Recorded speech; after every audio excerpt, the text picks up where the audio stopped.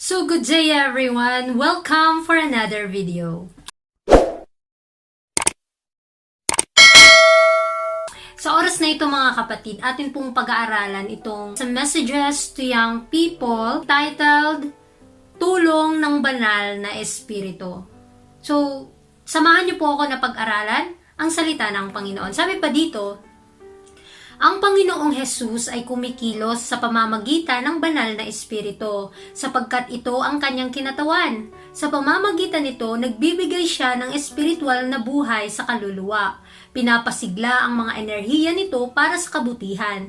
Nililinis ito mula sa moral na karumihan at binibigyan ito ng kahandaan para sa kanyang kaharian. So mga kapatid, mapapansin natin na kung wala ang banal na espiritu, wala din pong magagawa ang tao. Kaya anuman yung mga nagagawa natin para sa gawain na mapaglingkuran ang Panginoon ng tama dahil sa kanyang banal na espiritu. Dahil ang banal na espiritu mga kapatid, siya ang kinatawan ng ating Panginoong Hesus.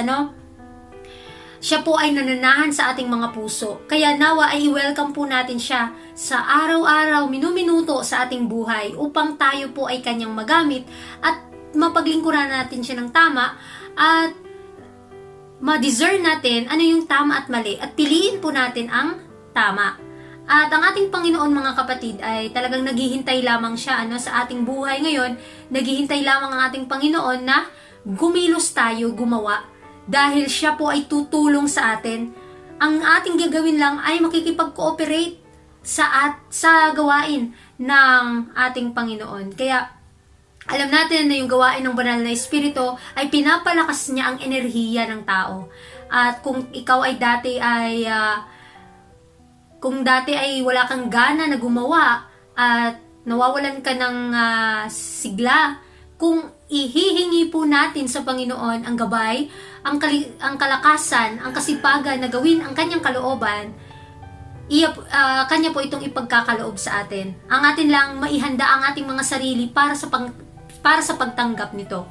Kaya wag po tayo mawala ng pag-asa. Anuman ang ating pinagdadaanan, ibigay po natin ang ating mga buhay sa ating Panginoon upang kanya po tayong maihanda sa kanyang kaharian. Sabi pa dito, mayroon si Jesus ng mga malalaking biyaya na ipagkakaloob, mga mayamang regalo na ipamamahagi sa mga tao. Siya ang kahangahangang tagapayo, walang hanggan sa karunungan at lakas. At kung ating kikilalanin ang kapangyarihan ng kanyang espiritu at susunod na mahubog ito, tayo ay magiging ganap sa kanya. Anong kaisipan ito?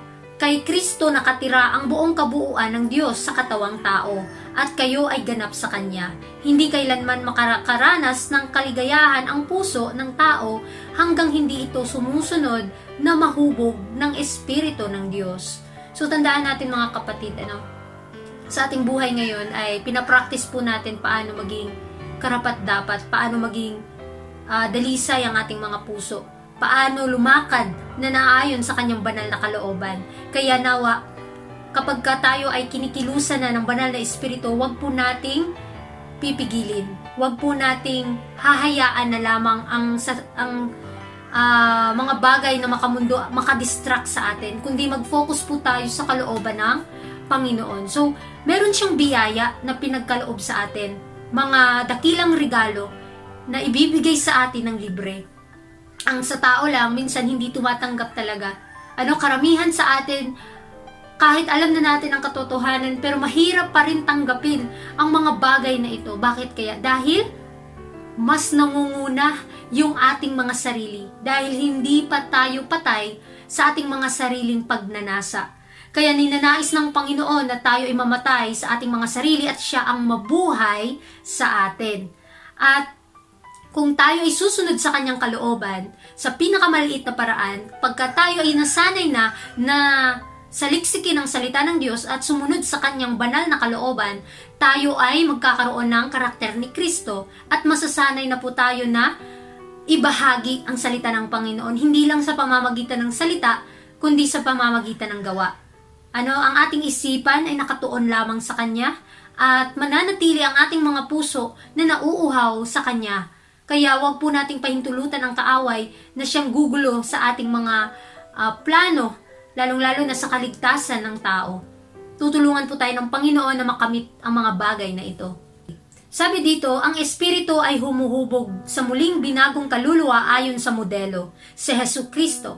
Sa pamamagitan ng impluensya ng Espiritu, ang pagkagalit sa Diyos ay nagiging pananampalataya at pag-ibig, at ang kayabangan ay nagiging kababaang loob. Nakikita ng kaluluwa ang kagandahan ng katotohanan, at si Kristo ay pinapahalagahan sa kahusayan at pagkasakdal ng pagkatao. Sa pagbuo ng mga pagbabagong ito, ang mga anghel ay sumasabog sa masayang awit, at ang Diyos at si Kristo ay nagagalak sa mga kaluluwang hinubog ayon sa banal na anyo. So tayo mga kapatid, nasa proseso pa po tayo, paano tayo mapabanal ng kanyang wangis, ng kanyang mga salita. Kaya habang tayo ay nakakakita pa tayo sa ating mga sarili ng mga bagay na karumal-dumal o mga bagay na hindi ka nais-nais sa mata ng Panginoon, ipanalangin po natin na atin po itong mapanagumpayan upang ang ating mga isipan ay ma-develop ng kaisipan ng ating Panginoon. At ipipagkaloob niya sa atin ang Espiritu ng Diyos, ang kanyang banal na Espiritu ang siyang huhubog sa atin at magiging bagong nilalang tayo. Dahil patay na ang ating mga nakaraan, patay na ang ating mga nakasanayan noon, at tayo muli mabubuhay sa pamamagitan ng ating Panginoon. So sa pamamagitan din ng impluensya ng kanyang Espiritu, ang pagkagalit sa Diyos ay magiging pananampalataya. Kung dati ay ayaw mong makinig ng mga salita ng Panginoon, ngayon na hiningi mo sa Kanya na baguhin ka, na ma-develop sa iyo yung karakter ng Diyos, mas gusto mo ng pag-aralan ng mabuti ang Kanyang mga salita. At madidevelop po ito sa ating mga puso't isipan, at ito po'y ating malalakaran ayon sa Kanyang banal na kalooban. Kaya nawa magpakita po tayo ng mga dakilang halimbawa paano susundin ang bawat hakbang kahit sa maliliit na paraan o sa maliliit na bagay. Dahil ang pagbuo ng karakter para sa walang hanggan, para sa langit na bayan, ay hindi po madali. Dahil kailangang mamatay ang ating mga sarili at si Kristo po ang siyang mabubuhay sa atin. At ang buong langit ay magagalak pagka may isang taong nabago ng kanyang banal na imahe. Dahil hinihintay lamang nila ng mga anghel sa langit, mga kapatid, ang buong ahensya ng langit ay ma-reflecta po sa ating buhay ang karakter ni Kristo. Ngunit the more tayong lumalapit sa Panginoon, mas nakikita pa natin ang ating mga kahinaan. Kaya ipanalangin po natin na atin po itong mapanagumpayan. Sabi pa dito, ang presyo ng tagumpay. Ang digmaan sa pagitan ng mabuti at masama ay hindi naging mas magaan kaysa noong panahon ng tagapagligtas. Ang daan patungo sa langit ay hindi mas makinis ngayon kaysa noon. Lahat ng ating mga kasalanan ay dapat na alisin. Bawat paboritong pagnanasa na hadlang sa ating espiritual na pag-unlad ay dapat putulin. Ang kanang mata o kanang kamay ay dapat isakripisyo kung ito ay nagiging sanhi ng ating pagkakasala. So mga kapatid, dito tinutukoy dito kung paano natin makontrol ang ating mga sarili. Paano ba natin isasubmit ang ating buhay sa Panginoon? Ang bawat tagumpay na ating nararanasan, mga tagumpay na pinagkakaloob ng Panginoon sa atin po itong ma-exercise at magiging resulta ito ng ating pananampalataya kung patuloy tayong mananampalataya o maniniwala sa pangako ng Panginoon. Dahil nasa digmaan po tayo, between life and death. Tayo po ay nakikipagbuno sa ating mga sariling mga pagnanasa.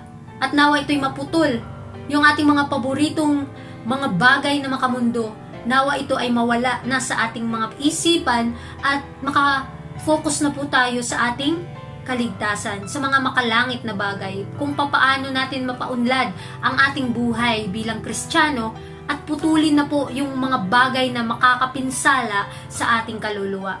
Kung ang ating kanang kamay, kanang mata ay ito po ang dahilan sa ating pagkakasala, maaari natin itong putulin upang wala nang magiging hadlang para tayo ay magkasala. Hindi po ito literal na mata at kamay, mga kapatid, Ito po yung sinasabi ng Panginoon, kung ang ating mga puso ay punong-puno pa ng mga bagay na mga kamundo, tandaan, ipanalangin po natin sa Panginoon, isakripisyo po natin ang ating mga sarili upang tayo po ay mapabanal at madalisay ng kanyang katwiran.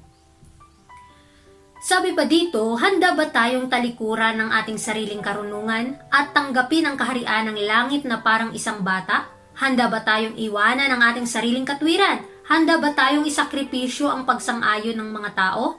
Ang gantimpala ng buhay na walang hanggan ay may walang katapusang halaga. Handa ba tayong tanggapin na ang tulong ng banal na espiritu at makipagtulungan dito na nagbibigay ng pagsisikap at nagsasakripisyo ayon sa halaga ng layunin na dapat makamit? Ito po yung importanteng tanong sa atin. Paano po ba tayo magsasakripisyo alang-alang sa kaligtasan natin at sa mga tao?